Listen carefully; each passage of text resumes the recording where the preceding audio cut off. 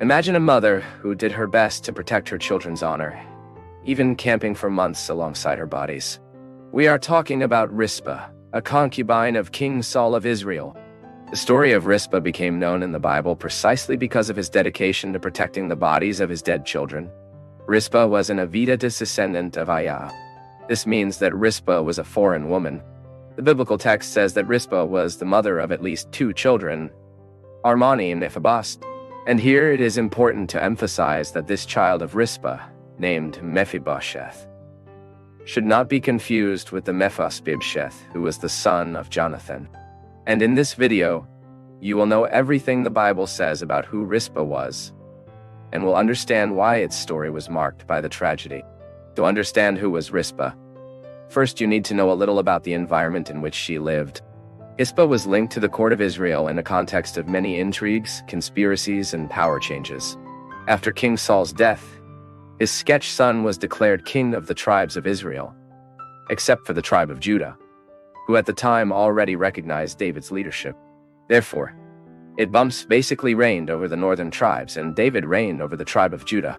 And at this point, it is again important to pay attention not to confuse Sketch with Mephibosheth. Sketching was the legitimate son survivor of Saul, and Mephibosheth, as we said, was the name of one of the sons of Rizpah, the concubine of Saul. Therefore, Sketch half.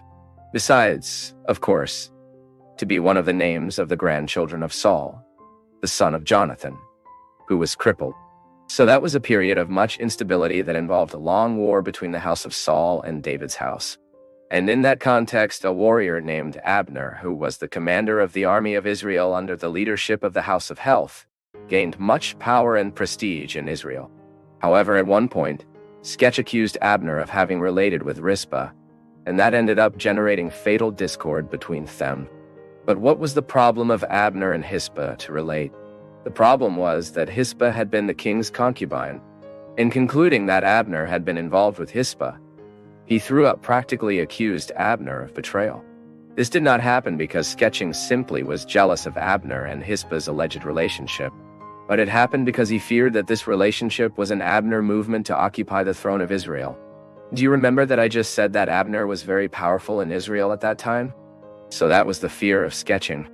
In ancient times, there are not few cases of ranking commanders who eventually became kings of nations after such conspiracies involving relationships with court women. And this disagreement between Abner and Isboset ended up helping King David. This is because Abner was offended by that situation and began to support David as king. And as a result, without Abner's protection, Isboset quickly fell, and David finally ascended as king of a unified kingdom in Israel. But time has passed, and the kingdom of Israel was punished for a large drought that lasted 3 years. This drought caused a hunger crisis that brought problems to David's reign, as recorded in Samuel's second book, chapter 21. Then the king of Israel consulted the Lord about the reason that the drought was punishing the earth. And the Lord's answer to David was that drought was the result of Saul's betrayal against the Gibeonites. To understand this issue, we need to go back a little in history. When the Israelites were conquering Canaan, still in Joshua's days, a type of protection agreement was made with the Gibeonites. This means that Israel had promised to protect the Gibeonites. But Saul promoted a military offensive. He pursued and killed many Gibeonites. For those who do not know, the Gibeonites were not part of the children of Israel, but were the rest of the Amorites that Israel had sworn to spare. Therefore, David called the Gibeonites and asked them what could be done for that evil to be repaired. The Gibeonians, in turn, assured that they didn't want any gold or silver of Israel, let alone kill any Israelite, but they just wanted Saul's offspring to pay for that crime. Then the Gibeonians asked David to hand over 7 Saul descendants so that they could hang them. And David agreed with the proposal and promised to deliver 7 men from Saul's house to Gibeonites. And it was in the midst of this ethnic conflict that the drama of the history of Rizpah began. This is because among the men who were handed over by David to the Gibeonites were the 2 sons of Rizpah, Armon and Mephibosheth, as well as the 5 sons of Merab, daughter of Saul. As David had promised to protect the descent of Jonathan, his friend, he excluded Mephibosheth, who was the son of Jonathan and grandson of Saul, and handed over the 2 sons of Rizpah, who had been a concubine of Saul. to die along with the other grandchildren of Saul through his daughter Merab. And the biblical text says that the Gibeonites took these men and hanged them on the hill before the Lord. This happened at the principle of barley harvest, that is, in the period of the year equivalent to the month of April. So in this tragic context, the Bible says that when the children of Rizpah were hanged, she took a rude cloth and made a shelter over a rock near where the bodies of those men were exposed. Rizpah settled guard before the bodies of her children and prevented them from being devoured by the birds of prey during the day and the field animals at night. At that time, it was considered a great dishonor when the bodies of the dead were transformed into food for the birds of the sky or the animals of the countryside. This means that exposing a person's dead body, preventing his burial, was a way of disgrace the person. As we read in Deuteronomy 28:26, then Rizpah protected the bodies of his children by day and night until they could be buried. And that was not something fast.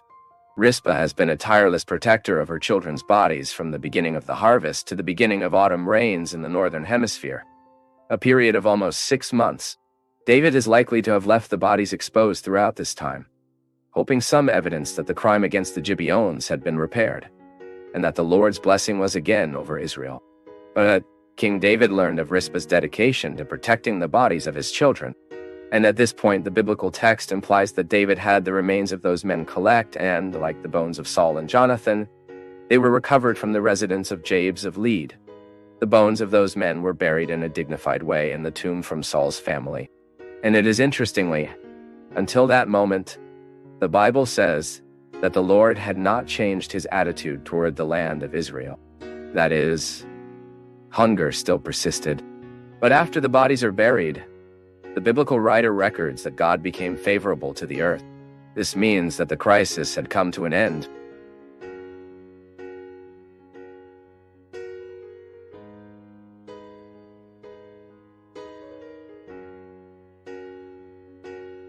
As we come to the end of our time together on Path of Faith, we invite you to continue the conversation in the comments section below. Don't forget to show your support by liking, sharing, and subscribing to our channel for more inspiring messages.